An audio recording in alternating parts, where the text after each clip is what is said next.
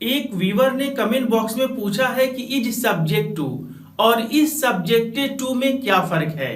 यानी हमें कब बोलना चाहिए इज सब्जेक्ट टू और हमें कब कहना चाहिए इज सब्जेक्टेड टू।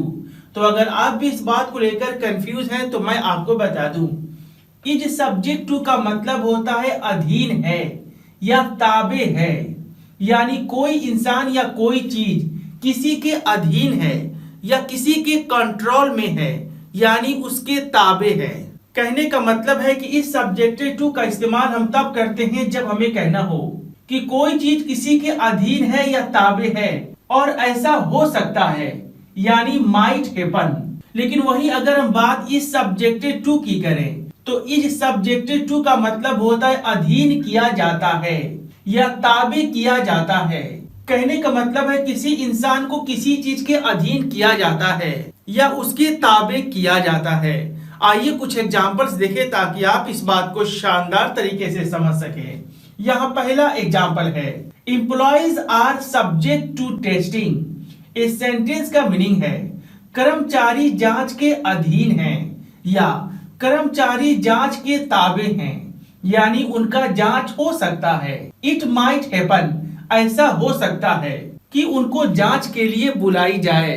अगर हम बात दूसरे एग्जांपल की करें तो यहाँ लिखा है employees are subjected to testing. इस सेंटेंस का मीनिंग है कर्मचारी जांच के अधीन किए जाते हैं या कर्मचारी जांच के ताबे किए जाते हैं, यानी यहाँ पर उनका जांच होगा। यहाँ कोई पॉसिबिलिटी की बात नहीं की जा रही है बल्कि ये बताया जा रहा है कि ऐसा होगा।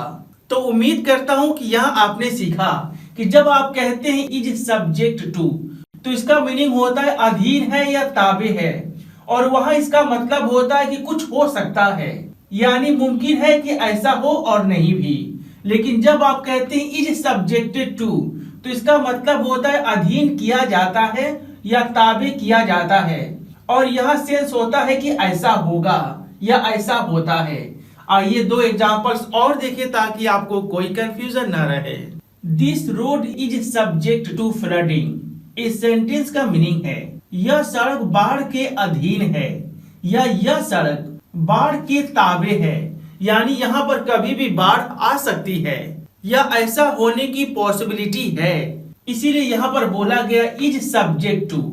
अगर हम बात दूसरे एग्जाम्पल की करें तो यहाँ लिखा है this disputed land was subjected to the court. इस सेंटेंस का मीनिंग है यह विवादित जमीन न्यायालय के अधीन किया गया, यानी यह जो डिस्प्यूटेड लैंड थी उसे न्यायालय के ताबे कर दिया गया, यानी कोर्ट के ताबे कर दिया गया। तो उम्मीद करता हूँ कि यहाँ आपने बड़े शानदार तरीके से सीखा कि जब आपको कहना हो कोई चीज किसी के ताबे है या अधीन है तो वहां पर आप कहेंगे इज सब्जेक्ट टू अगर आपका सेंटेंस प्रेजेंट में है तो। अगर आपका सेंटेंस पास्ट में है तो आप कहेंगे वॉज सब्जेक्ट टू।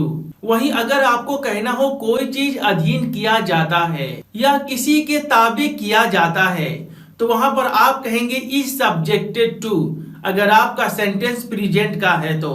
अगर आपका सेंटेंस पास्ट का है तो आप कहेंगे वॉज सब्जेक्टेड टू।